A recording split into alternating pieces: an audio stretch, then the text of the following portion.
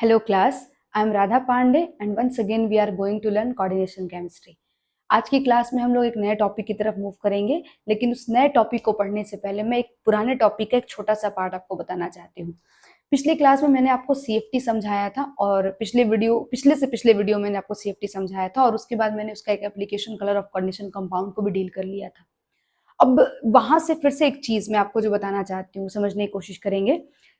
VBT जिस तरीके से सफिशिएंट थ्योरी नहीं था एक कोऑर्डिनेशन कॉम्प्लेक्स को समझने के लिए, बिल्कुल उसी तरीके से आपका जो सीएफटी था वो भी एक सफिशिएंट थ्योरी नहीं रहा कोऑर्डिनेशन कंपाउंड को पूरी तरह से समझने के लिए। जितनी भी प्रॉपर्टीज वो एग्जिबिट करता था कोऑर्डिनेशन कॉम्प्लेक्सेस, वो सारी प्रॉपर्टीज को एक्सप्लेन कहीं ना कहीं नहीं कर पाता था, जिसकी वजह से हमें फिर से एक बोल सकते हैं कि सीएफटी में लिमिटेशंस आ गई होंगी, इसके कुछ ड्रॉबैक्स हो गए होंगे और हमें नई थ्योरीज की तरफ बढ़ना पड़ा होगा।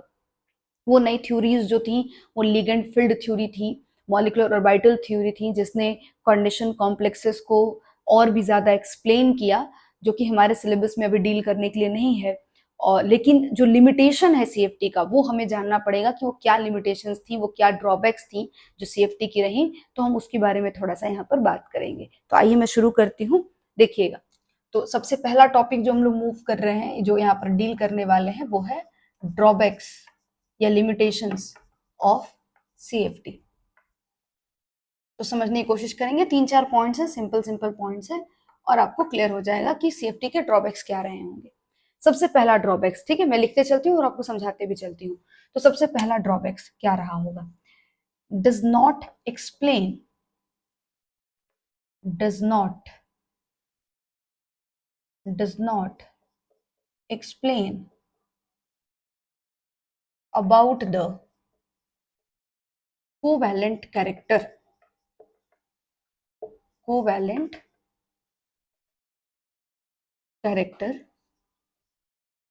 of metal and ligand, covalent character of bonding between metal and ligands। ठीक है, समझना जरा क्या बात बताया मैंने। जैसे आपको पता है कि एक मेटल और लिगेंड के बीच में कोऑर्डिनेट बॉन्ड बनता है, ठीक है, और वो कोऑर्डिनेट बॉन्ड के बीच में इलेक्ट्रॉन्स की शेयरिंग होती है। तो कहीं ना कहीं एक जो वहां पर शेयरिंग का जो कैरेक्टर होता है, जो कोवेलेंट कैरेक्टर होता है, उसको ये कहीं भी एक्सप्लेन नहीं करता था सीएफटी। अगर आपको याद हो तो सीएफटी जो था वो आयनिक इंट्रैक्शन के बारे में प्योरली बात करता था, वो कहीं पर भी जिक्र नहीं करता था कि इलेक्ट्रॉन शेयर होती हैं, इलेक्ट्रॉन लिगेंड्स के द्वारा दी जाती हैं मेटल आयंस को, इस तरह की कहीं पे भी कोई वहां पे डिस्कशन नहीं की जाती थी। तो इस वाले प्रॉपर्टी को वो उसके एक्सप्लेन नहीं कर पाता था। ठीक है, तो पहला इसका ये लिमिटेशंस हो गया या ड्रॉबैक हो गया। दूसरा लिमिटेशंस क्या था, समझिएगा। Fail to explain why some ligands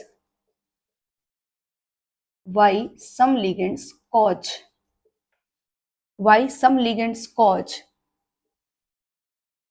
large splitting effect, है ना, large splitting effect of d orbitals while others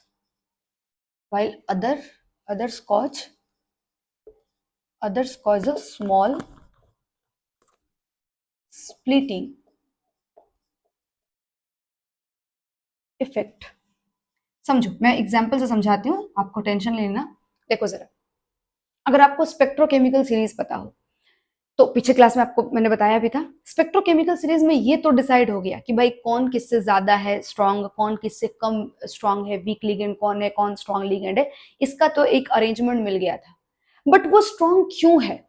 क्यों पानी ज्यादा स्ट्रॉन्ग स्प्लिटिंग इफेक्ट कॉज करता है, क्यों वो T2G और EG के बीच में एक ज्यादा बड़ा गैप क्रिएट कर देता है इन कंपैरिजन टू OH-। आपने देखा था एक हाइड्रोक्सो आयन था और एक आपका वाटर था, तो वाटर एक स्ट्रॉन्ग लिगेंड था, जबकि हाइड्रोक्सो आयन जो था वो एक वीक लिगेंड में कंसिडर किया जाता था इन कंपैरिजन टू वाटर, अगर मैं बात करूं तो। तो वाटर ऐसा क्या था उसके अंदर प्रॉपर्टी कि वो T2G और EG के बीच में एक लार्ज स्प्लिटिंग इफेक्ट कॉज कर लेता था, उसके बीच में एक लार्जर गैप कॉज कर लेता था, और वही OH माइनस ये चीज नहीं कर पाता था इन कंपैरिजन टू वाटर। ठीक है, तो ये वाली चीज को उन्होंने एक्सप्लेन वो नहीं कर पाए, है ना, इस चीज में वो फेल हो गए, तो ये भी एक ड्रॉबैक हो जाएगा CFT का। ठीक है, तीसरा तीसरा जरा देखना, ये आप टर्म नहीं जानते हैं, लेकिन ये अगली वीडियो में हम लोग सीख जाएंगे। ठीक है, लेकिन मैं इसको लिख देती हूँ लिमिटेशंस में। तो कह सकते हैं does not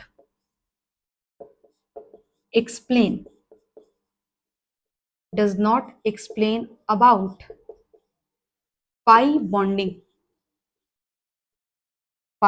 bonding between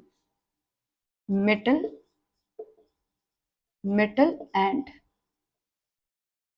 ligand, है ना, समझना, मेटल और लिगेंड के बीच में पाई बॉन्डिंग होती है, सिनर्जिक बॉन्डिंग होती है। ठीक है, डेटिव कह रही हूँ, सिनर्जिक बॉन्डिंग होती है, बैक बॉन्डिंग होती है। ठीक है, डेटिव बॉन्ड कोऑर्डिनेट बॉन्ड को कहते हैं। ठीक है, वो यहाँ पर नहीं है, सिनर्जिक बॉन्डिंग, बैक बॉन्डिंग होती है यहाँ पर। तो वो बैक बॉन्डिंग के बारे में, उसी को पाई बॉन्डिंग कहते हैं, कल मैं एक्सप्लेन करूंगी तो आपको समझ आ जाएगा, टेंशन उसमें नहीं लेना है। तो इस चीज के बारे में कहीं पे कोई जिक्र नहीं था CFT के अंदर। ठीक है, जो कि देखने को मिलता है, बहुत सारी ऐसी कोऑर्डिनेशन कॉम्प्लेक्सेस होती हैं जहां पर सब में नहीं होता, बट कुछ कॉम्प्लेक्सेस में इस प्रॉपर्टी को देखा जाता है, तो उसके बारे में भी कुछ भी एक्सप्लेन नहीं करता था। तो आप बोल सकते हो कि ये भी इसका लिमिटेशन है। ठीक है, इसका ड्रॉबैक है। चलिए, अब अगर मैं बात करूं इसका चौथा और आखिरी ड्रॉबैक अगर, तो क्या कह सकते हैं, fail to explain those complexes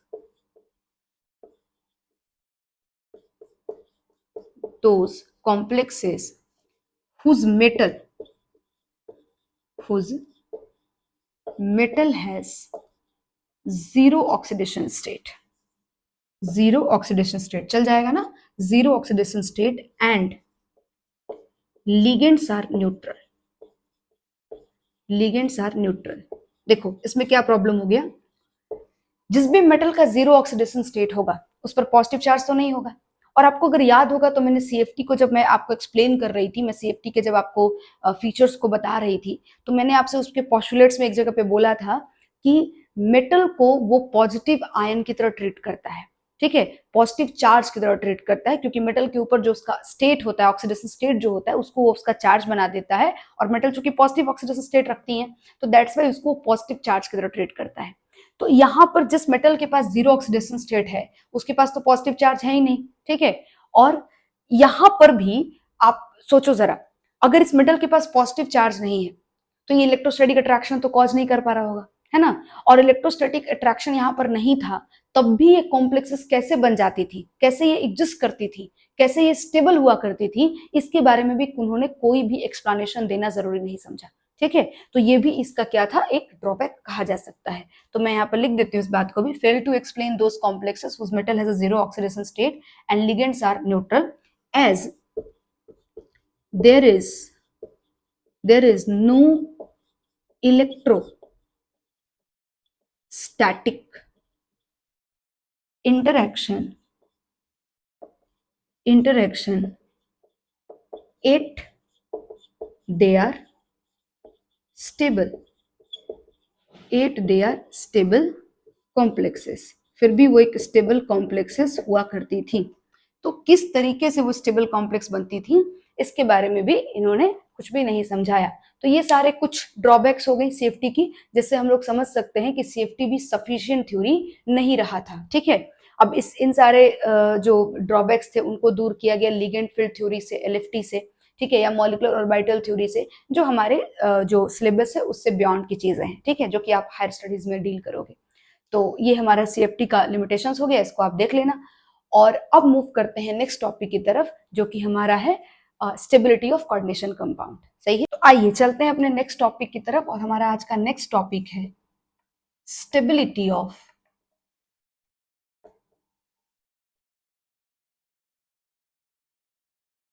coordination complexes. चलो हम सबसे पहले समझते हैं, बहुत छोटा सा टॉपिक है, बहुत बड़ी टॉपिक नहीं है। ठीक है, सबसे पहले समझते हैं क्या मतलब होता होगा स्टेबिलिटी का। ठीक है, स्टेबिलिटी का मतलब पहले समझो, मैं यहाँ पे लिखती हूँ, उसके बाद आपको समझाती भी हूँ। देखना जरा, स्टेबिलिटी ऑफ कॉम्प्लेक्सेस, है ना। इसका मतलब होता है मीन्स, यहां पे लिख देती हूं मैं, मीन्स डिग्री ऑफ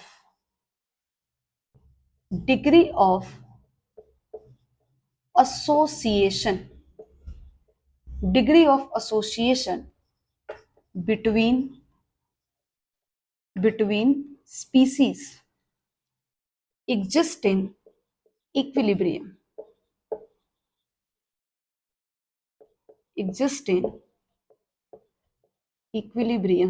ठीक है। समझो जरा, कोई कंपाउंड का आप स्टेबिलिटी एक्सप्लेन करना चाहते हो, उसकी स्टेबिलिटी को समझाना चाहते हो। देख लो, स्टेबिलिटी ऑफ कोऑर्डिनेशन कॉम्प्लेक्सेस के बारे में बात चल रही है, मतलब कोऑर्डिनेशन जो कॉम्प्लेक्स हैं, जो कोऑर्डिनेशन कंपाउंड है, उनकी स्टेबिलिटी को समझाना चाह रहे हो आप। तो उसका क्या मतलब हो सकता है कि कोऑर्डिनेशन कंपाउंड की स्टेबिलिटी का मतलब है कि जो दो वहां पे स्पीसीज इन्वॉल्व हुई हैं, जो लिगेंड और मेटल इन्वॉल्व हुई हैं, वो कितना अच्छे तरीके से बॉन्डेड है। इसी चीज को स्टेबिलिटी कहेंगे। तो मैंने यहां पर लिख दिया कि डिग्री ऑफ एसोसिएशन, कितना स्ट्रांगली वो एसोसिएटेड हैं, जुड़ी हुई हैं दोनों स्पीसीज, ठीक है, जो कि कहां पर एक्चुअली एग्जिस्ट कर रही है, इक्विलिब्रियम में।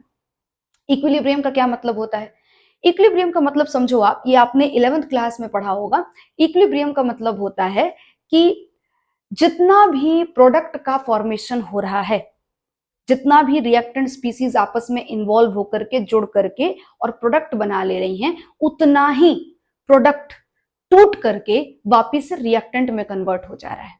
ठीक, मैं इसको थोड़ा सा एग्जाम्पल समझाती हूँ जो कि आपको ज्यादा क्लियरली शायद समझ में आए।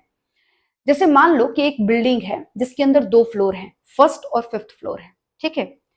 फर्स्ट और 5th फ्लोर के बीच में 2 एस्केलेटर लगा हुआ है। अब क्या हो रहा है कि जितने भी लोग 5th फ्लोर से उठा करके, और मतलब जितने भी लोग 5th फ्लोर से फर्स्ट फ्लोर पर मूव कर रहे हैं, उतने ही लोग उसी टाइम में फर्स्ट फ्लोर से 5th फ्लोर पे मूव कर जाते हैं, सही है। जिसकी वजह से ओवरऑल उस फ्लोर पर जो नंबर ऑफ इंडिविजुअल्स हैं वो आपको चेंज होते हुए नजर नहीं आएंगे। और जब भी आप उस स्केलेटर, आप उस फ्लोर को नंबर ऑफ पीपल को जब काउंट करोगे उस फ्लोर के ऊपर, तो आपको वो हमेशा सेम ही मिलेंगे, जिससे आपको देखने में लगेगा कि सब कुछ रुक चुका है। बट एक्चुअली क्या सब कुछ रुका हुआ है? क्या अंदर में कुछ हो नहीं रहा है? हो रहा है, बट कुछ इस तरीके से एडजस्ट है सब कुछ कि जितने भी लोग ऊपर जा रहे हैं उतने ही लोग नीचे चले आ रहे हैं, है ना। तो ओवरऑल कोई चेंजेस आपको नजर नहीं आ रहा है। समझ में आ रही है आपको बात? बिल्कुल यहां भी वही चीज है। जितना भी रिएक्टेंट आपस में जुड़ करके प्रोडक्ट बना रहा है, उतना ही प्रोडक्ट वापिस से टूट करके रिएक्टेंट फॉर्म कर ले रहा है, जिसके वजह से ऊपर से सब कुछ स्टैटिक कंडीशन नजर आएगा, बट एक्चुअली एक डायनामिक स्टेट होगा, सही है। तो इक्विलिब्रियम का यहां पर वही मतलब है कि ये जो आपका कॉम्प्लेक्सेस हैं, उनका वो इक्विलिब्रियम में एग्जिस्ट कर रही हैं, और कितने अच्छे तरीके से उनका जो डिग्री ऑफ एसोसिएशन है वो कितना बढ़िया है, कितने तरीके से वे जुड़ी हुई हैं इस चीज को, उनके इक्विलिब्रियम में जब हम देख रहे हैं तो कितने अच्छे से जुड़ी हुई हैं, इस चीज को हम जब वहां देख रहे हैं तो हम उसको किससे डिफाइन कर रहे हैं? स्टेबिलिटी से डिफाइन कर रहे हैं, सही है। एक और तरीका समझो उसको डिफाइन करने का। एक और तरीका क्या हो सकता है? एक और तरीका हो सकता है कि कोई चीज सोचो, अगर स्टेबिलिटी ही एक्सप्लेन करना है तो हम उसको 2 तरीके से एक्सप्लेन कर सकते हैं। या तो बोल सकते हैं कि कोई चीज कितना स्ट्रांगली इंटैक्ट है, तो स्टेबिलिटी आप बता सकते हो। या फिर कोई चीज कितना ज्यादा रजिस्ट करता है खुद को तोड़ने देने से, मतलब वो नहीं चाहता कि कोई उसको तोड़े। आप समझो इस बात को, रजिस्ट करना है, ठीक है। रजिस्ट करना मतलब सामने वाले को रोकना है कि नहीं नहीं मुझे तोड़ने की जरूरत नहीं है आपको, ठीक है। तो रजिस्ट कर रहा है ये कॉम्प्लेक्स कि नहीं तोड़ सकते आप मुझको, तो कितना स्ट्रांगली रजिस्ट कर रहा है उसको, ठीक है। डिसअग्री कर रहा है कि नहीं मुझे तोड़ना नहीं है, ठीक है। तो वो चीज आप अगर कहीं पर डिफाइन करते हो तो वो भी कहीं ना कहीं स्टेबिलिटी ही डिफाइन कर रहा है कि जितना उसको तोड़ने से वो मना कर लेगा, खुद को बचा लेगा खुद को टूटने से, उतना ज्यादा स्टेबल है, ठीक है। तो मैं उस बात को अगर यहां पर लिखना चाहूं तो मैं कह सकती हूं कि to resist, stability of complexes means resist to resist the dissociation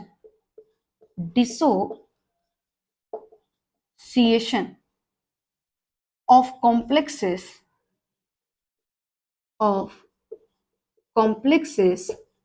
into its constituent ions or ligands constituent ions and ligands, not or ligands, and ligands into the solution या present in the solution, present in solution। ठीक है, पूरा ही लिख लो, present in solution. सही है क्या?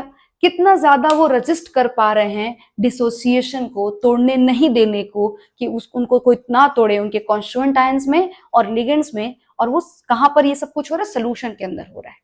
ठीक है, आपको लग रहा होगा मैडम दो दो क्यों डेफिनेशन समझा रहे हो, है ना? तो एक्चुअली कुछ इसका वजह है, मैं आपको बताती हूँ आगे चल के क्या वजह है। लेकिन आई थिंक आपको ये क्लैरिटी हो गई होगी कि स्टेबिलिटी ऑफ कॉम्प्लेक्स का मतलब क्या होता है। कोई कॉम्प्लेक्स की स्टेबिलिटी डिफाइन करने का मतलब है कि कितना स्ट्रांगली एसोसिएटेड है वो, या फिर कितना ज्यादा रजिस्ट करता है खुद के डिसोसिएशन को।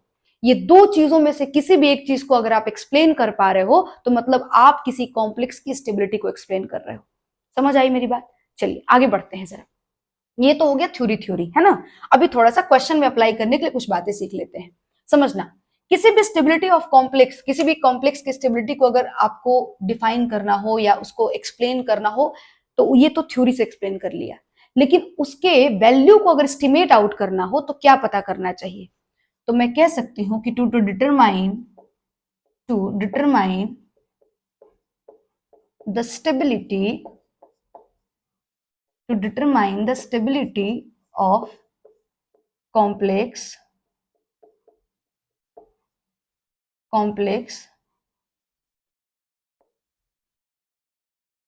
calculate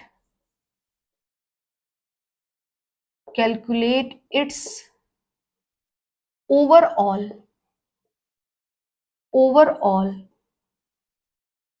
stability constant। Calculate its overall stability constant.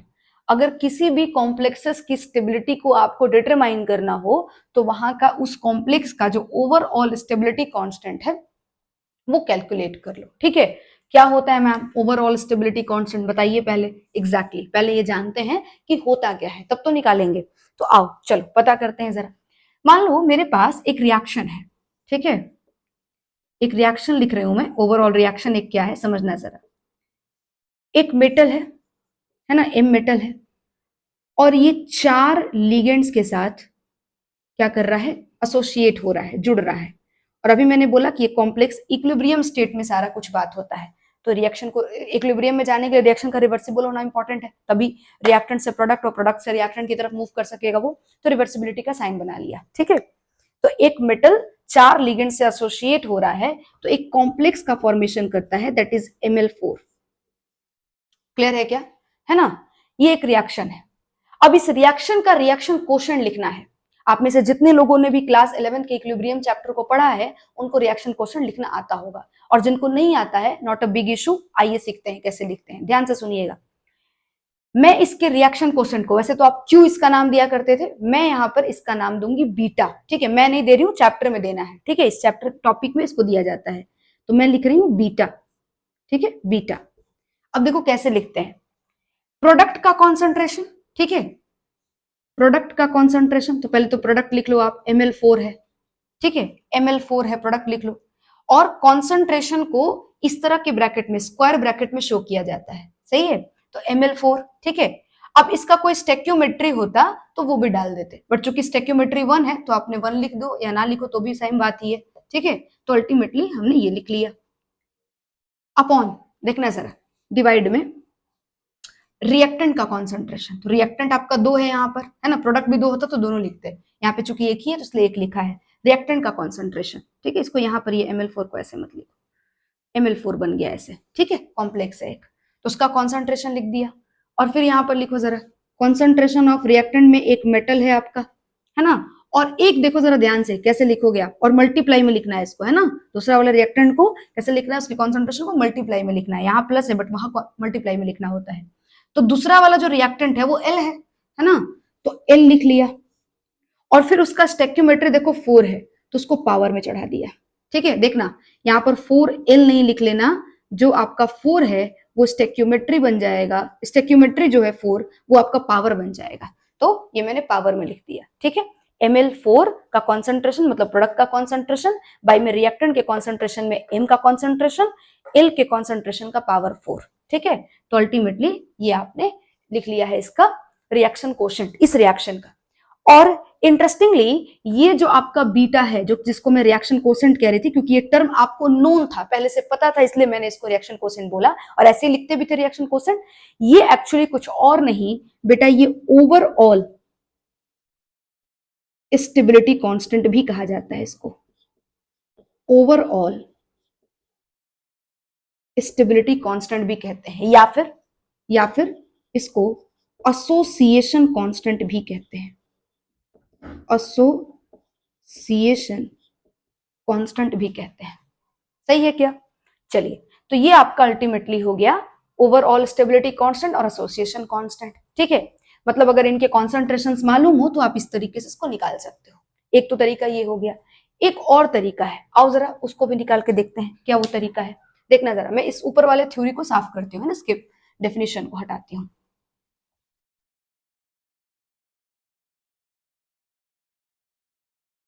देखना जरा, मैं इसी रिएक्शन को तोड़ रही हूं स्टेप में।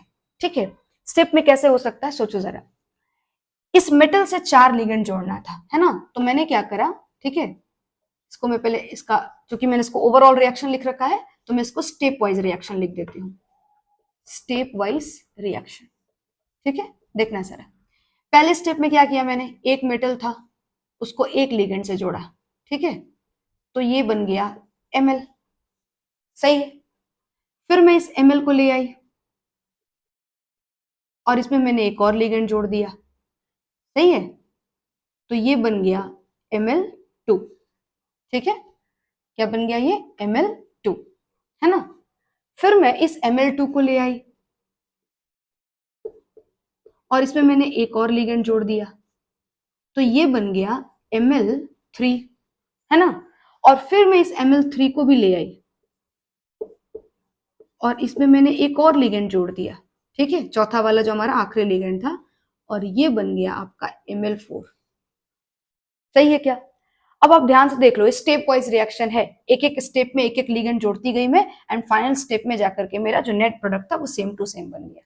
ठीक है, अब इन सारे का फिर से रिएक्शन कोसेंट लिख लो, हर एक स्टेप का।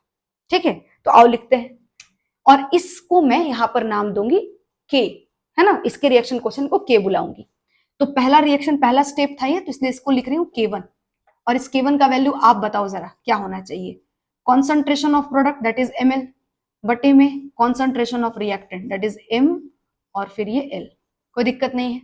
चलिए दूसरे वाले का लिखिएगा, K2 का कितना हो जाएगा, कॉन्सेंट्रेशन ऑफ प्रोडक्ट मतलब Ml2 डिवाइड में कॉन्सेंट्रेशन ऑफ Ml, देख रहे हो ना, Ml पूरा रिएक्टेंट ये वाला, और साथ में ये L इसका कॉन्सेंट्रेशन। फिर K3 थर्ड स्टेप का रिएक्शन कोसेंट लिखो, ये हो जाएगा आपका concentration of product that is Ml3 divide by में कॉन्सेंट्रेशन ऑफ Ml2, और फिर ये रहा L। सही है क्या, है ना। चलो, और यहाँ पे ये देखो फोर्थ आपका जो है रिएक्शन कोसेंट लिख रही हूँ मैं, फोर्थ रिएक्शन का फोर्थ स्टेप का, that is concentration of product Ml4 divide by में concentration of Ml3 into L। सही है, 4 आ गए आपको, K1 K2 K3 और K4, है ना। समझना जरा, सबसे पहले एक जरूरी बात जो आपको यहाँ पे जाननी चाहिए, इस K1 K2 और K3 सबको, ठीक है, इसको मैं ऐसे घेरती नहीं हूं, यहाँ लिख भी देती हूँ ऐसे। समझना जरा, जैसे इस बीटा को मैं ओवरऑल स्टेबिलिटी कांस्टेंट या फिर एसोसिएशन कांस्टेंट बुला रही हूं, बिल्कुल उसी तरीके से K1 K2 K3, ये 1 है ना, K3 एंड K4, और अगर और भी स्टेप्स होते तो और भी K होता। ठीक है, उन सब को स्टेप वाइज जैसे ये ओवरऑल स्टेबिलिटी कांस्टेंट था, वैसे ये स्टेप वाइज स्टेबिलिटी कांस्टेंट है, स्टेप वाइज स्टेबिलिटी कांस्टेंट है। सही है, step wise stability constant step wise reaction के लिए और ओवरऑल रिएक्शन के लिए ओवरऑल स्टेबिलिटी कांस्टेंट लिख दिया मैंने वहां पे। सही है, अब देखो जरा मैं क्या कर रही हूं, इनको देखो मैं एक और चीज कर लेती हूं, इसको मैंने इक्वेशन को नाम दे दिया है 1 और इन सारे इक्वेशंस को नाम दे देती हूं मैं 2 3 4 एंड दिस इज 5। ठीक है, अब समझना जरा 2 3 4 5 को आपस में मल्टीप्लाई कर रही हूं मैं। ठीक है, from equation second third fourth and fifth, देखिएगा, और इसके प्रोडक्ट को एक्स लिख रही हूं, मैंने मल्टीप्लाई कर दिया K1 K2 K3 और K4 को। जरा मल्टीप्लाई करो आप मेरे साथ साथ, K1 का वैल्यू क्या लिखोगे, देखना जरा, मैं इसको यहां ने ऊपर कर देती हूँ सॉल्व। ठीक है, यहाँ पे स्पेस बहुत कम हो जाएगा, यहां कर देती हूँ सॉल्व, देखना जरा क्या हो जाएगा ये value. x equal to K1 की जगह क्या लिखूंगी मैं, m l अपॉन में m l। ठीक है, इनटू फिर से K2 के वैल्यू को क्या लिखोगे आप, m l 2 डिवाइड बाई में m l और साथ में l। ठीक है, फिर K3 को क्या लिखोगे, m l 3 है ना, और साथ में क्या लिख लोगे, m l 2 और फिर हो जाएगा l है ना, और इसको थोड़ा मैं हटा देती हूँ यहाँ पे। K4 का वैल्यू क्या हो जाएगा, m l 4 बाई में m l 3 इंटू l। ठीक है, चलो सारा वैल्यू हमने लिख लिया है, सारा वैल्यू सही लिख लिया है। अब जरा कैलकुलेट करते हैं, देखो जरा ध्यान से, इस कॉन्सेंट्रेशन ऑफ ml से ये कट जाएगा। ठीक है, इस वाली वैल्यू से ये कट जाएगा, इस वाली वैल्यू से ये कट जाएगा। ठीक है, और कुछ कट सकता है, नहीं अब कुछ नहीं कट सकता, कट गया। ठीक है, अब जरा लिखो इसको, फाइनल वैल्यू क्या आ रहा है, देखो तो जरा, ऊपर में बचा हुआ है concentration of ML4 divide by में कॉन्सेंट्रेशन ऑफ M ये है, और देखो L L L L 4 L बचे हुए हैं है ना, और ये आपस में मल्टीप्लाई में है, तो क्या लिखना चाहिए मुझे, L का पावर 4। सही है, और जरा ध्यान से देखो तो ये वही वैल्यू है क्या जो तुमको मैंने यहाँ पे स्टार्टिंग में ओवरऑल स्टेबिलिटी कांस्टेंट के वक्त समझाया था, ध्यान से देख लो, सेम ही चीज है क्या। तो अल्टीमेटली ये x कुछ और नहीं बीटा ही आ गया। सही है क्या, तो मैं इस सारी बातों से एक इक्वेशन बना सकती हूँ कि therefore beta is equals to, है ना, x को मैंने क्या किया था actually, K1 K2 K3 K4 को मल्टीप्लाई किया था, तो बीटा, और x मेरा बीटा है, तो beta is equals to K1 K2 K3 K4। सही है क्या, क्या मीनिंग निकला इसका, इसका मीनिंग ये निकला कि overall stability constant is the product of, है ना, ओवरऑल स्टेबिलिटी कांस्टेंट क्या चीज है, प्रोडक्ट है किसका, स्टेप वाइज स्टेबिलिटी कांस्टेंट का। सही है क्या, स्टेप वाइज स्टेबिलिटी कांस्टेंट को आपस में अगर मल्टीप्लाई कर लिया जाए तो कुछ और नहीं, उसी रिएक्शन का ओवरऑल स्टेबिलिटी कांस्टेंट आ जाएगा। सही है, तो आपके पास एक और फॉर्मूला बन गया। ठीक है, ये तो एक फॉर्मूला था ही आपके पास, अगर कॉन्सेंट्रेशन दिया हो तो आप यहीं से इसको निकाल सकते हैं। ठीक है, लेकिन एक ये भी फॉर्मूला बन गया। सही है, चलिए ये भी हो गया, और एक आखिरी चीज जरा समझ लीजिएगा, एक आखिरी चीज मैं यहाँ पे बता देती हूँ आपको, देखना जरा, ये तो स्टेबिलिटी कांस्टेंट है ना, ओवरऑल स्टेबिलिटी कांस्टेंट है या एसोसिएशन कांस्टेंट है।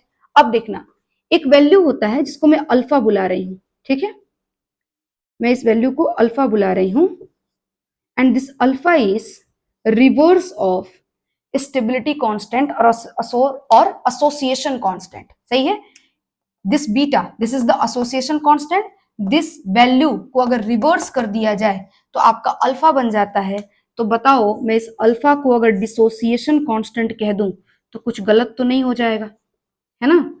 तो इस अल्फा को मैं डिसोसिएशन कांस्टेंट कह देती हूँ, सही है। एसोसिएशन कांस्टेंट का रिवर्स कर दिया जाए तो डिसोसिएशन कांस्टेंट बन जाता है, सही है। तो आपका ये, या फिर आप ऐसे भी समझो ये स्टेबिलिटी कांस्टेंट था, ये इनस्टेबिलिटी कांस्टेंट हो जाएगा, है ना। तो इनस्टेबिलिटी कांस्टेंट या dissociation constant is the reverse value of, ठीक है, एसोसिएशन कांस्टेंट, सही है। तो ये आपका कुल हो गया स्टेबिलिटी ऑफ कोऑर्डिनेशन कॉम्प्लेक्सेस, ठीक है। एक छोटा सा क्वेश्चन देख लेते हैं इस टॉपिक पर और उसके बाद और भी क्लैरिटी हमारी बढ़ जाएगी, ठीक है। ये रहा आपका क्वेश्चन, आइए इस क्वेश्चन को देखते हैं। बहुत लंबा चौड़ा क्वेश्चन जरूर है बट बहुत ही सिंपल क्वेश्चन है अगर आपको कॉन्सेप्ट पता है स्टेबिलिटी ऑफ कोऑर्डिनेशन कॉम्प्लेक्स का। तो देखिएगा जरा क्वेश्चन क्या है। क्वेश्चन में लिखा है कि स्टेप वाइज फॉर्मेशन इस कॉम्प्लेक्स का दिया है, देख रहे होंगे आप, ये कॉम्प्लेक्स है, ठीक है, जिसमें 4 लिगेंड्स लगे हुए हैं, अमोनिया जैसे अमोनिया और कॉपर आपका यहाँ पर मेटल आयन है। और इस कॉम्प्लेक्स का आपको स्टेप वाइज रिएक्शन दे रखा है। पहले में एक लिगेंड लगाया तो आपको ये तैयार हुआ कॉम्प्लेक्स, फिर दूसरे में इसी कॉम्प्लेक्स के अंदर फिर दूसरा अमोनिया लगाया तो ये तैयार हुआ, फिर तीसरे बार में तीसरी रिएक्शन हो गई और ये चौथी स्टेप हो गई, जो कि अभी मैंने आपको जस्ट करके दिखाया। तो सिंपल सिंपल 4 स्टेप दिया हुआ है, समझ में आ रहा होगा। और इन सबका स्टेप वाइज स्टेबिलिटी कांस्टेंट का वैल्यू भी दे रखा है, ठीक है। क्वेश्चन में पूछ रहा है, ध्यान से देखना अभी, क्वेश्चन में पूछ रहा है कि overall equilibrium constant for dissociation, सही है। अब क्या होगा समझो जरा, डिसोसिएशन पूछा है आपसे तो बीटा निकालोगे या अल्फा निकालोगे, बीटा निकालोगे या अल्फा निकालोगे। श्योरली अल्फा निकालना है बेटा, है ना। देखना बीटा निकाल के ना छोड़ देना तो आंसर गलत हो जाएगा इसका, सही है। डिसोसिएशन पूछा इन्होंने कि जो कॉम्प्लेक्स है, फाइनल कॉम्प्लेक्स जो है आपका, इस कॉम्प्लेक्स का डिसोसिएशन बताना है, डिसोसिएशन कांस्टेंट का वैल्यू बताना है, न कि एसोसिएशन बताना है। एसोसिएशन बताना होता तो अल्फा बताते, सॉरी बीटा बताते, है ना। डिसोसिएशन पूछा इसलिए अल्फा बताएंगे, लेकिन अल्फा बताने के लिए बीटा पता होना चाहिए तभी आप बता सकोगे। तो आओ निकालते हैं पहले बीटा। कैसे निकालोगे, आपको पता है ना। बीटा का तरीका क्या होता है बताओ जरा। Beta is equals to K1 into K2 into K3 into K4, सही है। यहाँ पे तो ये फॉर्मूला लग सकेगा, चलो लगाते हैं। K1 का वैल्यू 10 के पावर 4 इंटू 1.58 इंटू 10 के पावर 3 इंटू 5 इंटू 10 के पावर 2 इंटू 10 के पावर 2। सबसे पहले तो पावर को जोड़ लो, तो 4 3 7 2 9 2 11, तो 10 के पावर 11 हो गया। और इसमें बच गया 1.58 और 5, इसको मल्टीप्लाई करो तो ये हो जाएगा 0 और ये हो जाएगा 9 और ये हो जाएगा 7.90, ठीक है। करके देख लेना इतना ही आएगा, सही है। 1.58 में 5 मल्टीप्लाई कर लिया, 7.90 इंटू 10 के पावर 11, क्या चीज का वैल्यू है ये, बीटा का वैल्यू है, ठीक है। आई थिंक क्लियर होगा आपको यहाँ तक। अब कुछ नहीं करना है, आपको भी जस्ट पढ़ाया alpha is equals to 1 upon beta, आपको डिसोसिएशन कांस्टेंट ही निकालना ही था, ठीक है। तो अब कर लो। अब देखो एक और चीज, अल्फा की वैल्यू भी दे रखी है इन्होंने, x इंटू 10 के पावर -12 दे रखा है ना। इस तरह का क्वेश्चन आता है वहां पर आपको जेई में, है ना। ITQ पूछते हैं, टीजर टाइप क्वेश्चन, ठीक है। इसमें आपको x का वैल्यू ही एक्चुअली बताना है, केवल x का वैल्यू बताना है आपको। तो देखो जरा, alpha is equals to 1 upon beta होता है। अब अल्फा का वैल्यू कितना दिया है, x इंटू 10 के पावर -12 इक्वल टू, ठीक है, समझ रहे हो आप। तो मैं थोड़ा साफ साफ लिख लेती हूँ ऐसा, ठीक है। 1 अपॉन में बीटा की जगह पे क्या लिख लू, 7.9, ठीक है, इंटू 10 के पावर 11, सही है ना। अब देखो इस पॉइंट को हटाऊंगी तो यहाँ पर 10 हो जाएगा और मैं मैनिपुलेशन करूंगी 10 से मल्टीप्लाई 10 से डिवाइड, ठीक है। तो ये वैल्यू जो है यहाँ पर ध्यान से देखना, ये कुछ ऐसा हो जाएगा। मैं थोड़ा सा क्वेश्चन साफ कर लेती हूँ, यहाँ पे ऊपर में स्पेस थोड़ा क्रिएट हो जाएगा मेरे पास, देखना जरा। वैल्यू बन जाएगा मेरा x इंटू 10 के पावर -12 इक्वल टू, यहां से ये 100 हो गया है 100, ठीक है, बटे में 79 क्योंकि पॉइंट हटा दिया है मैंने, है ना। और नीचे में 10 के पावर 11 और ये वाला 10, तो 10 के पावर 12 जो कि ऊपर लिख दिया, तो 10 के पावर -12, ठीक है। इस वाले वैल्यू से ये वाला वैल्यू कट गया, x is equals to 100 upon में 79 डिवाइड कर लेना, 1.26 आएगा कुछ, सही है। तो ये आपका हो जाएगा आंसर, क्लियर है क्या, ठीक है। तो ये आप निकाल के देख लेना, आई थिंक आपको क्वेश्चन क्लियर भी हो गया होगा, ठीक है। तो जितने कॉन्सेप्ट हमने पीछे पढ़े थे उन सबको हमने रिवीजन कर लिया है, ठीक है। मिलते हैं नेक्स्ट वीडियो में और आगे क्लास को कंटिन्यू करते हैं।